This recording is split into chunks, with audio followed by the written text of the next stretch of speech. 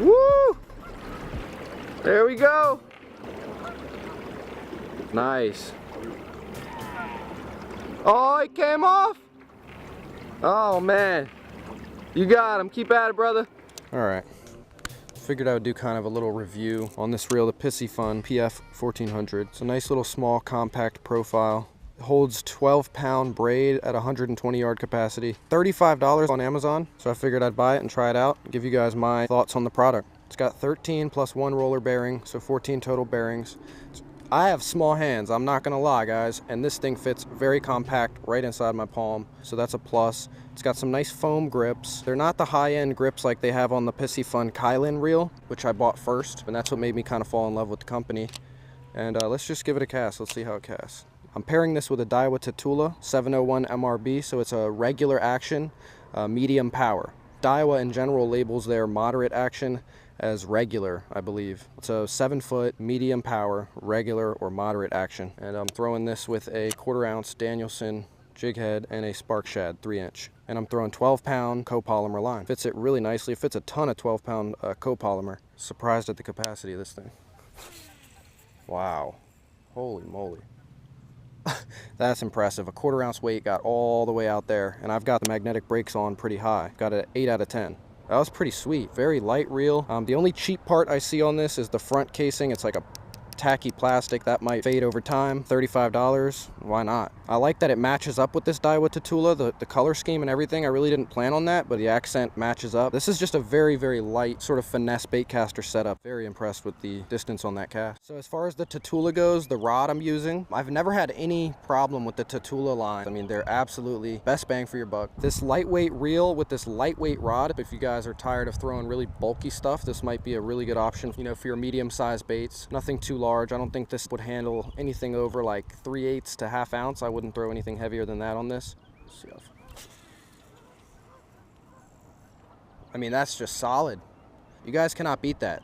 Feels great in the hand, and I know that when I set the hook on a fish, it's going to be perfect. It's not going to be a hassle, not going to be too bulky or in my way. And this, like I said, this rod is light as a feather. So this whole setup together is $135. Just to give you some further detail, this has a 6.3 speed. It's a moderate speed, which is for any of my moving baits. It's kind of what I use on this setup. Some smaller trebled baits and small jig heads with these soft swim baits, light rattle traps, things of that nature.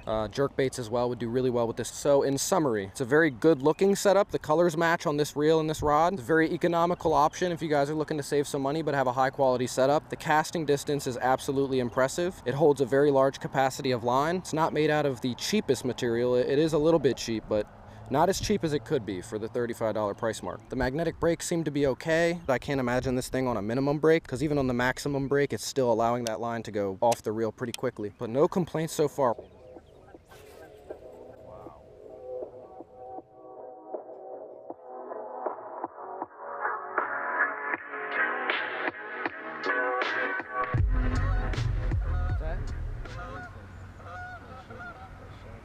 Alright, so Allan and I are fishing the mouth of a creek. There's a creek in the back of it, and it's just like a nice long point, and in the summertime it has a lot of grass. Right now it's kind of just like a basin, and I think there's some very slowly emerging sprouts of grass, just the first ones of the year, probably like an inch high. Water temp is still pretty chilly, so that grass isn't growing heavy yet. And they use the outer mouths of these creeks on the main lake area as like transition points to go into those creeks and spawn when the time is right.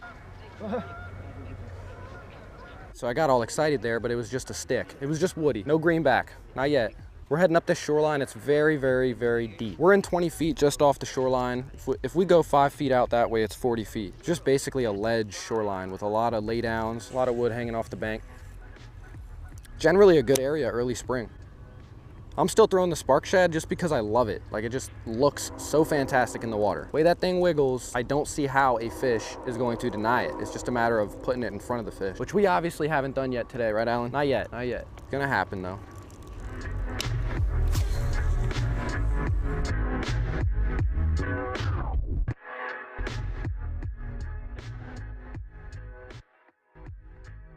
Guys, so I'm throwing this jerk bait from H2O Express, like a $4 jerk bait. It's an extra deep diver, suspender as well. And I think this time of year with the water temp, having a suspending bait is really important. Just pauses right where it's at, stops right in its place, and it just sits there, and it entices these fish that are kind of finicky and lethargic to bite a lot of times.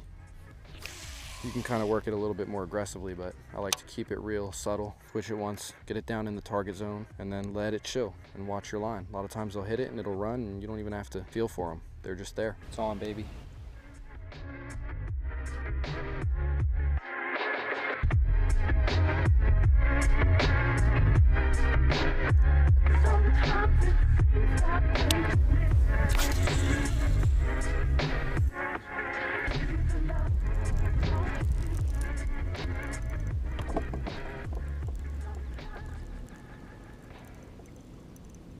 All right, after this, we're gonna move. This is pathetic.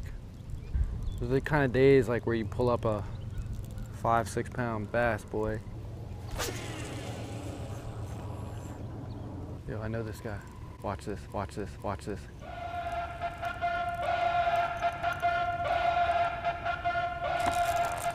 Got him, got him. Oh, that's a pig, dude. Ooh, that's a stud, dude. That's a stud. Holy dude. Holy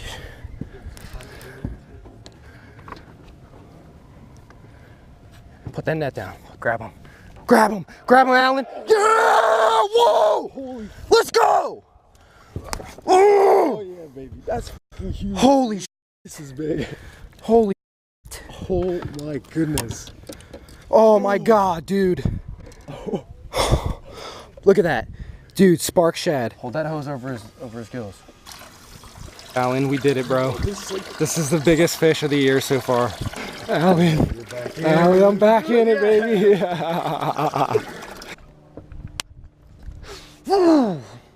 Stud, baby. I'm gassed up. Look at that pig. Wow. Let me gather myself and get back to you and give you the details on that fish. All right, guys, so I have collected myself somewhat. I'm still shaking like jello. The muskie hunt was a lot of fun, but this right here is what I live for. Bass, baby, largemouth bass. We're gonna find out just what it weighs here soon. I wanted to let that fish get a breather, chill in the new live well that I made. I'm gonna be soaring on this feeling all day, Allan. My lucky charm, thank you so much for coming, bro. We seem to do an amazing job whenever we team up, which is pretty rare. He doesn't get out here very often with me, but when he does, it's game on. All right, so I was just telling my buddy Allan, I was kind of giving him the lowdown on what happened with that fish. We came up into this bay here, and I say it's a bay because it's essentially a shallower portion of the lake. In clear, pressured, deep lakes like this, those shallow bays are where the fish will spawn. So they'll spawn out of sight in 12 to 15 feet of water. They're not scared to spawn deep. They do it to protect their eggs and do their thing without getting picked off essentially by birds or other predators. So we came up into this shallow bay, and I'm throwing the spark shad swim bait, letting it bounce off the bottom. I had been reeling it in open water all day, not feeling anything. So I let this thing drop and I dragged it on the bottom and I felt structure. So I figured, okay, brought it in, shook off a couple of leaves from the hook. I threw it back out, I let it hit bottom again. And this time when I bounced it and felt bottom, I kept my retrieve really slow, just off the bottom. Maybe it probably was swimming 2 inches off the bottom. Just kept it real consistent, slow and methodical, and bam, that fish loaded up on this bait. Bada bing. All right, we've been stuck on this spot since we nailed that pig. We threw the book at him, we stayed around. But when you gotta change, you gotta change up. So we're gonna move up lake here in a minute. It is like 1:30 p.m. I caught that fish around 11.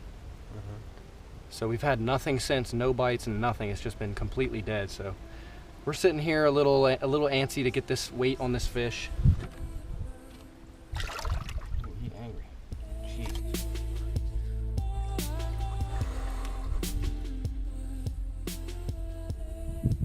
He's 6 pounds. Beautiful. Oh, that thing's beautiful, dude.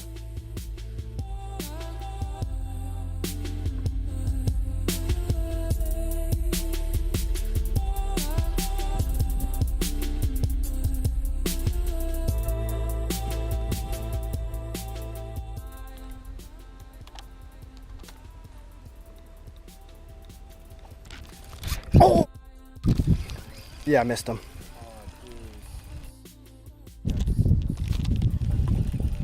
That was a big bite. Try to turn the camera on. Stupid, stupid, stupid. Yeah, lesson to you folks. Don't try to turn on the camera before you set the hook. Just set the hook first. There we go. There we go. Oh my God, how did I get that on camera? How did I get that on camera, bro? Oh, it's another nice one. Yeah. Oh, how did I get that on camera? How did that happen? Meant to be or not? Meant to be or not? Let's go. That's another solid fish, dude. Oh, yeah. That was the second hit too. Look at that. Boom, right in the corner of the mouth. Right in the corner of the mouth now. He wanted that hot sauce real nice and good. You guys saw that. That was a pretty cool little sequence of events where I was talking about not messing with the camera and focusing on setting the hook on the fish. So we've got that fish in here. He's probably like 2.5 pounds, something like that. And he's acting really weird. He's not doing too well. He's kind of belly up. I think we're gonna go back in this cut, get this fish released, get some pictures, and send him on his way. Yeah.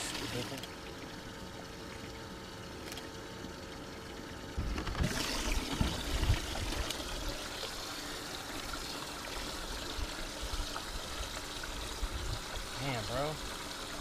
This fish was a nice little add to our bag. He was not doing well from the moment we put him in the well, so I don't know what it is, but he's got to go. Oh. Look at that. Look at that. Did he go? What a little faker. He knew what was good.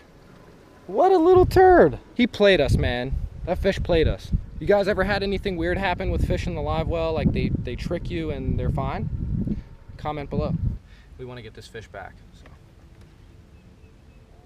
All right. Oh my God. Shoulders on him, dude. Serious. He's ready. He's a lively fish. One of the most lively big fish I've ever caught. All right, he's ready. That's it. That was awesome.